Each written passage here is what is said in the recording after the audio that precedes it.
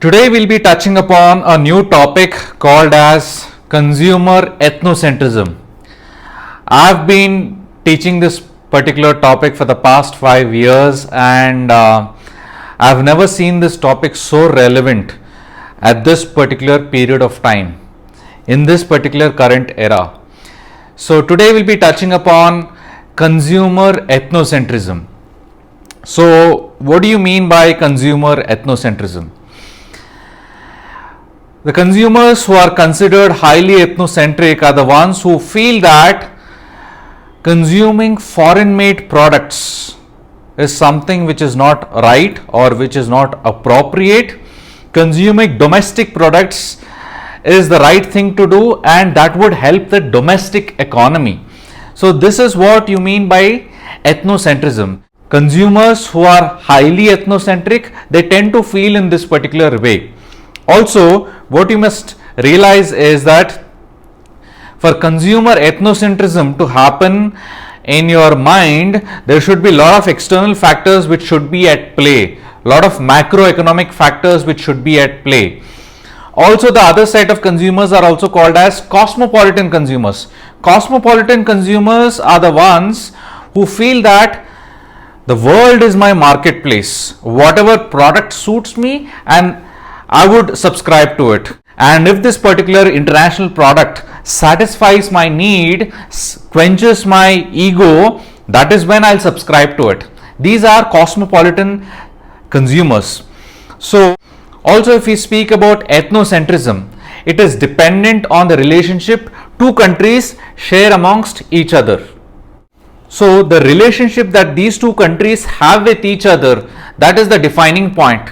If your relationship is good, then things are fine between both the countries. The business is fine between both the countries. If the relationship between these two countries is not so good or it is bad, that is when things get really messed up for both the countries. So, for example, you won't be inclined to purchase a product which has a stamp which says made in Pakistan, made in Afghanistan, fresh mineral water coming from Iraq. You won't be inclined to, purchase these sort of products which have these sort of stamps on it.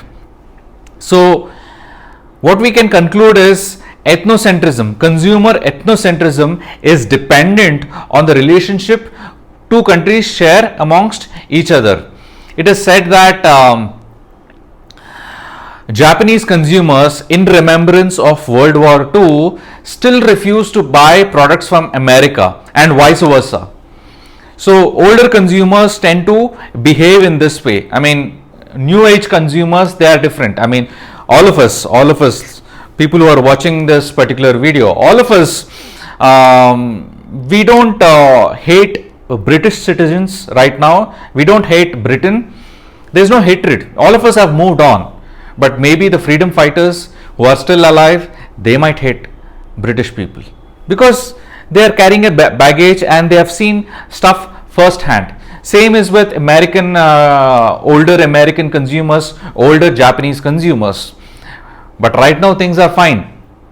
Japan is ultra cosmopolitan, if you have to speak. Why? Because Japan is considered as a world's luxury hub. Japan is considered as a divine ring. So Japan is considered as a world luxury hub. Why? Because it's not a young population, it's an aging population, and it's a developed country. As a result, they are having a lot of spending power.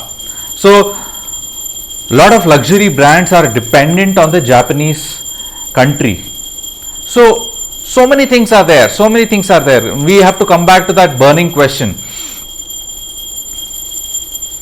Consumer ethnocentrism. So, how do you tackle this ethnocentrism? That's the burning question. Now we'll see a short table. It will be flashing on your screen for a certain period of time. Just go through that table very quickly.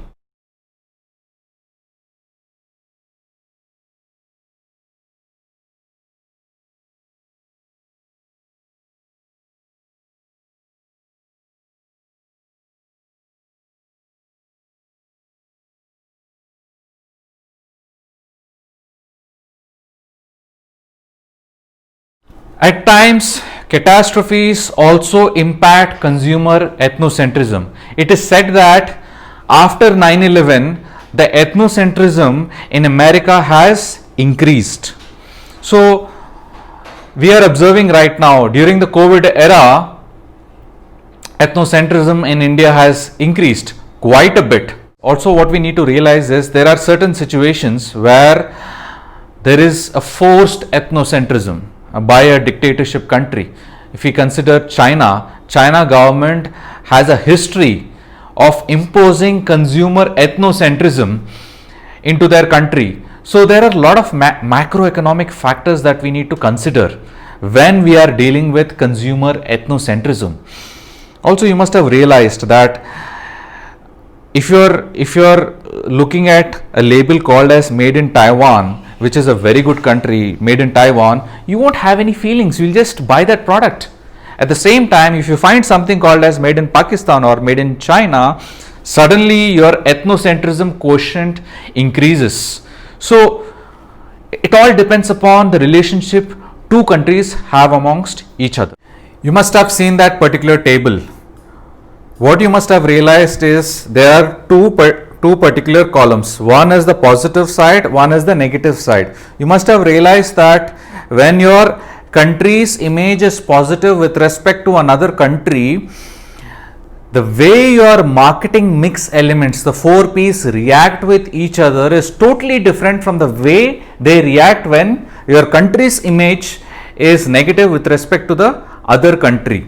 So if we speak about the first column, the positive aspect. So when your country's image is positive and vice versa, if it's positive with respect to each other, what you need to realize is the next step. The next step is your target segment. Is your target segment cosmopolitan or ethnocentric? That you need to realize with your market research. In your market research, if you get to know that your target segment is cosmopolitan, the way you communicate has to be different. So if you realize that it's cosmopolitan, then you don't have to bring a desi flavor to your particular brand. In fact, if you bring desi flavor, it will hurt your brand. So the consumers are happy for the fact that, you know what, this is coming from Paris. These perfumes are coming from Paris. Cadini is from Italy. It's an international brand. So they take pride in consuming that particular international brand. So you don't have to bring any desi flavor to it. You just have to properly advertise, as it's mentioned in this particular table. You have to properly advertise that, you know what, it's coming from Paris, it's coming from Italy, it's coming from Spain, because we don't have problem with these countries. That is the cosmopolitan part of it.